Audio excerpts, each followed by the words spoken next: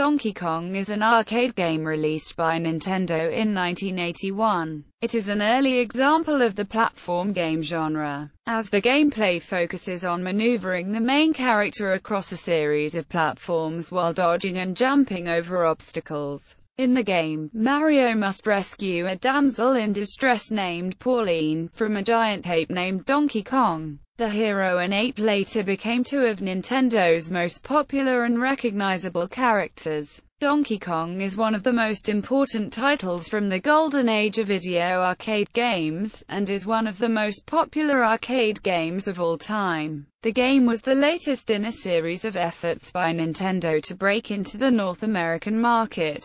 Hiroshi Yamauchi, Nintendo's president at the time, assigned the project to a first-time video game designer named Shigeru Miyamoto. Drawing from a wide range of inspirations, including Popeye, Beauty and the Beast and King Kong, Miyamoto developed the scenario and designed the game alongside Nintendo's chief engineer, Gunpei Yokoi. The two men broke new ground by using graphics as a means of characterization, including cutscenes to advance the game's plot, and integrating multiple stages into the gameplay. Regardless of initial doubts by Nintendo's American staff, Donkey Kong succeeded commercially and critically in North America and Japan. Nintendo licensed the game to Coleco, who developed home console versions for numerous platforms. Other companies cloned Nintendo's hit and avoided royalties altogether. Miyamoto's characters appeared on cereal boxes, television cartoons, and dozens of other places. A lawsuit brought on by Universal City Studios, alleging Donkey Kong violated their trademark of King Kong, ultimately failed. The success of Donkey Kong and Nintendo's victory in the courtroom helped to position the company for video game market dominance from its release in 1981 until the late 1990s.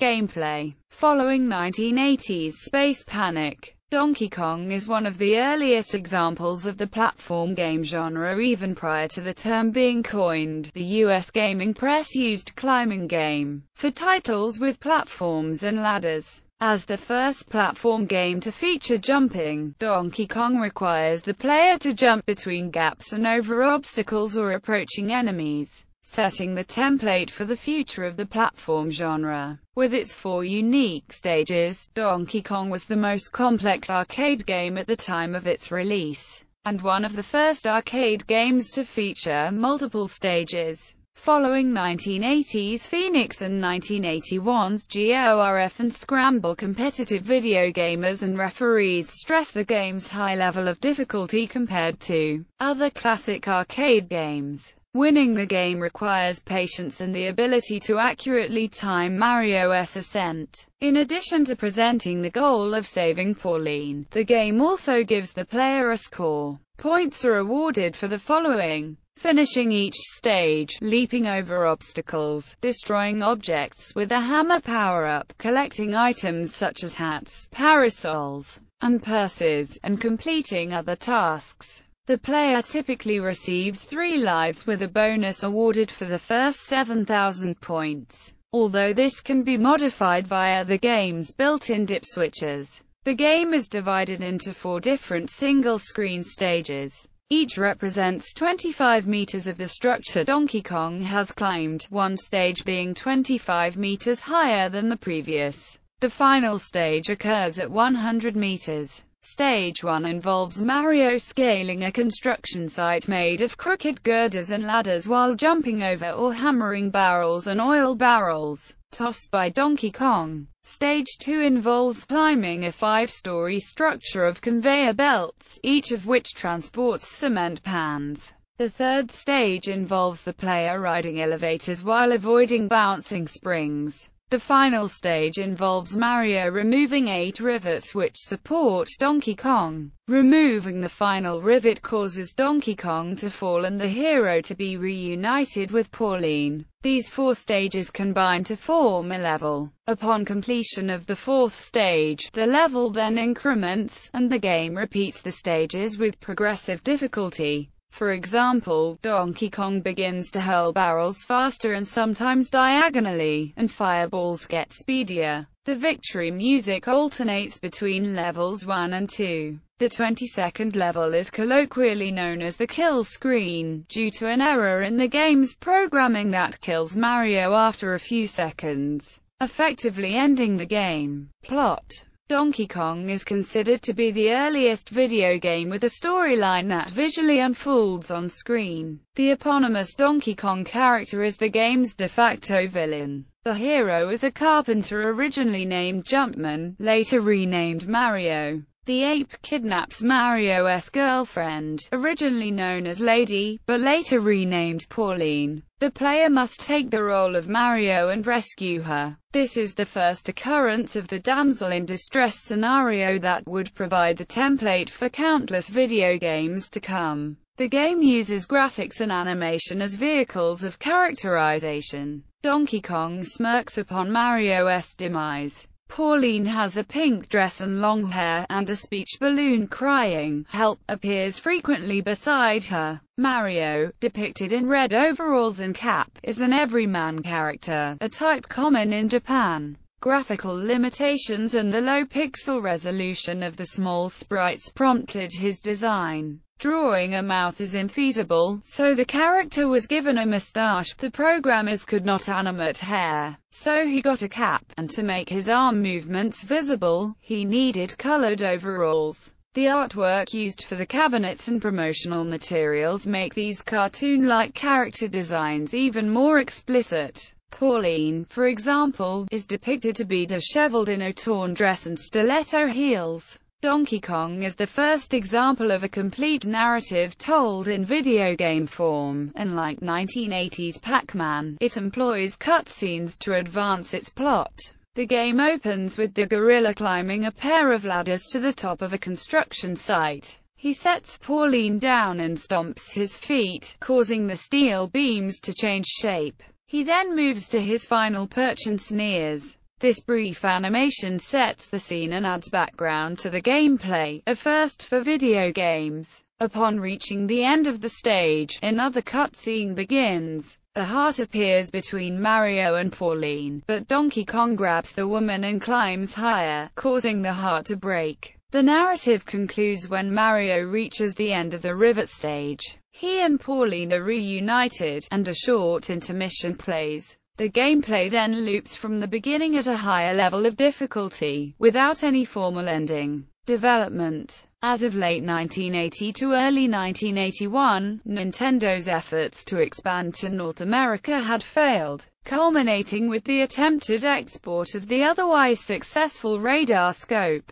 They were left with a large amount of unsold radar scope machines. So company president Hiroshi Yamauchi thought of simply converting them into something new. He approached a young industrial designer named Shigeru Miyamoto, who had been working for Nintendo since 1977, to see if he could design such a replacement. Miyamoto said that he could. Yamauchi appointed Nintendo's head engineer, Gunpei Yokoi, to supervise the project. Nintendo's budget for the development of the game was $100,000. Some sources also claim that Ikigami Tsushinki was involved in some of the development. They played no role in the game's creation or concept, but were hired by Nintendo to provide mechanical programming assistance to fix the software created by Nintendo. At the time, Nintendo was also pursuing a license to make a game based on the Popeye comic strip.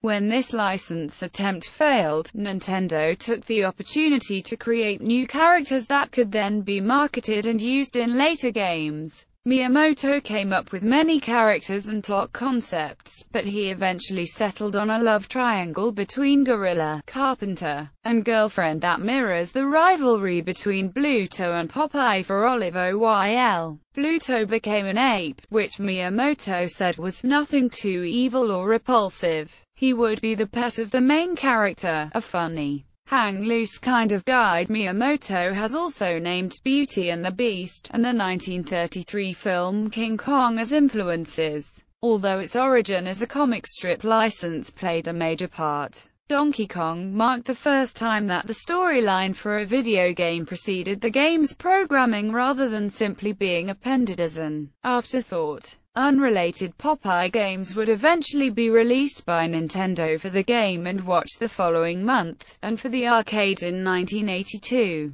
Yamauchi wanted primarily to target the North American market, so he mandated that the game be given an English title, though many of their games to this point had English titles anyway. Miyamoto decided to name the game for the ape, whom he felt to be the strongest character. The story of how Miyamoto came up with the name of Donkey Kong varies. A false urban myth says that the name was originally meant to be Monkey Kong, but was misspelled or misinterpreted due to a blurred fax or bad telephone connection. Another, more credible story claims Miyamoto looked in a Japanese-English dictionary for something that would mean stubborn gorilla, or that donkey was meant to convey silly or stubborn. Kong was common Japanese slang for gorilla. A rival claim is that he worked with Nintendo's export manager to come up with the title, and that donkey was meant to represent stupid and goofy. In the end, Miyamoto stated that he thought the name would convey the thought of a stupid ape. Miyamoto himself had high hopes for his new project. He lacked the technical skills to program it alone, so instead came up with concepts and consulted technicians to see if they were possible. He wanted to make the characters different sizes, move in different manners and react in various ways. Yukoi thought Miyamoto's original design was too complex, though he had some difficult suggestions himself, such as using seesaws to catapult the hero across the screen. Miyamoto then thought of using sloped platforms, barrels and ladders. When he specified that the game would have multiple stages, the four-man programming team complained that he was essentially asking them to make the game repeatedly. Nevertheless, they followed Miyamoto's design, creating a total of approximately 20 kilobytes of content. Yukio Kanioka composed a simplistic soundtrack to serve as background music for the levels and story events. Hiroshi Yamauchi thought the game was going to sell well and called Minoru Arakawa, head of Nintendo's operations in the US, to tell him. Nintendo's American distributors, Ron Judy and Al Stone, brought Arakawa to a lawyer named Howard Lincoln to secure a trademark. The game was sent to Nintendo of America for testing. The sales manager disliked it for being too different from the maze and shooter games common at the time, and Judy and Lincoln expressed reservations over the strange title. Still, Arakawa adamantly believed that it would be big. American staffers asked Yamauchi to change the name, but he refused. Arakawa and the American staff began translating the storyline for the cabinet art and naming the other characters. They chose Pauline for the lady, after Polly James, wife of Nintendo's Redmond, Washington, warehouse manager, Don James. The name of Jumpman, a name originally chosen for its similarity to the popular brands Walkman and Pac-Man, was eventually changed to Mario, in likeness of Mario Segale, the landlord of the original office space of Nintendo of America. These character names were printed on the American cabinet art and used in promotional materials. Donkey Kong was ready for release. Stone and Judy convinced the managers of two bars in Seattle, Washington, to set up Donkey Kong machines. The managers initially showed reluctance, but when they saw sales of $30 a day, or 120 plays, for a week straight, they requested more units. In their Redmond headquarters, a skeleton crew composed of Arakawa, his wife Yoko, James, Judy, Phillips and Stone set about gutting 2,000 surplus radar scope machines and converting them with Donkey Kong motherboards and power supplies from Japan. The game officially went on sale in July 1981. Reception. In his 1982 book Video Invaders, Steve Bloom described Donkey Kong as another bizarre cartoon game courtesy of Japan. Donkey Kong was, however, extremely popular in the United States and Canada. The game's initial 2,000 units sold, and more orders were made. Arakawa began manufacturing the electronic components in Redmond because waiting for shipments from Japan was taking too long. By October, Donkī Kongu was selling 4,000 units a month, and by late June 1982, Nintendo had sold 60,000 Donkī Kong machines overall and earned $180 million. Judy and Stone, who worked on straight commission, became millionaires. Arakawa used Nintendo's profits to buy 27 acres of land in Redmond in July 1982. Nintendo earned another $100 million on the game in its second year of release, totaling $280 million. It remained Nintendo's top seller into summer 1983. Donkī Kong also sold steadily in Japan. Electronic Games speculated in June 1983 that the game's home versions contributed to the arcade version's extended popularity, compared to the 4 to 6 months that the average game lasted. In January 1983, the 1982 Arcade Awards gave it the Best Solitaire Video Game award and the Certificate of Merit as runner-up for Coin-Op Game of the Year. In September 1982, Arcade Express reviewed the ColecoVision port and scored it 9 out of 10. Computer and Video Games reviewed the ColecoVision port in its September 1984 issue and scored it 4 out of 4 in all 4 categories of action, graphics, addiction and theme.